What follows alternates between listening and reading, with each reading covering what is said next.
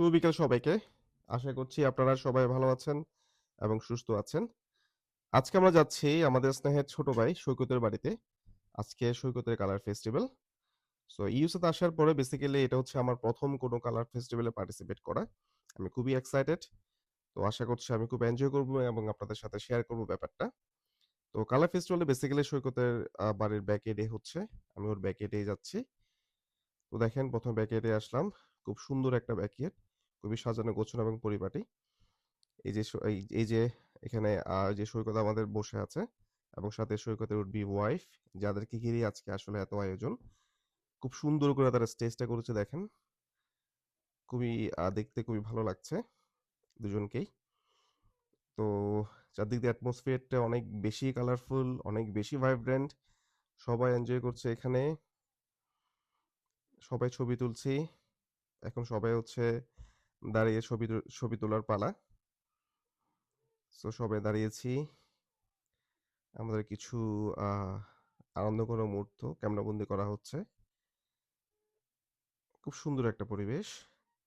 তো আমার পাশেই আছেন সজীব দা, খুবই প্রাণবন্ত এবং মন খোলা একজন মানুষ। সো আমরা সবাই সৈকতকে রং লাগিয়ে দিচ্ছি দেখেন। আমার হাতেও দিল, আমিও লাগিয়ে দিলাম। সৈকতকে রং লাগানোর পরে আমি একটু সজীব দা আসলো দৌড়ে আমাকে রং লাগিয়ে দেওয়ার জন্য দেখেন। আমি অনেকক্ষণ লুকিয়েছিলাম কিন্তু পারলাম না।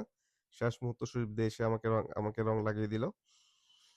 এরপর এখন হচ্ছে ভাইকিং স্টাইলে তাদের কিছু ছবি তোলার পালা। সবাই বসছে।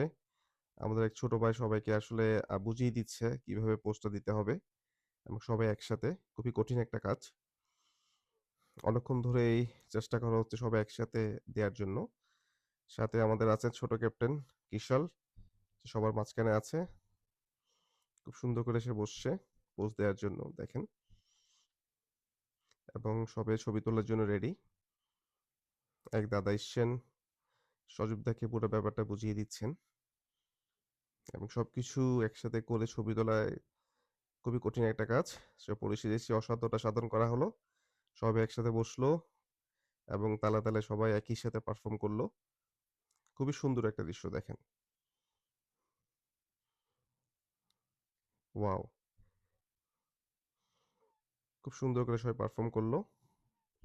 এরপরে সবকিছু শেষ হওয়ার পরে এবার খাওয়া দাওয়ার পালা। বেশ ভরপুর আয়োজন। সবাই যার যার মতো করে খাবার নিয়ে নিচ্ছে। তো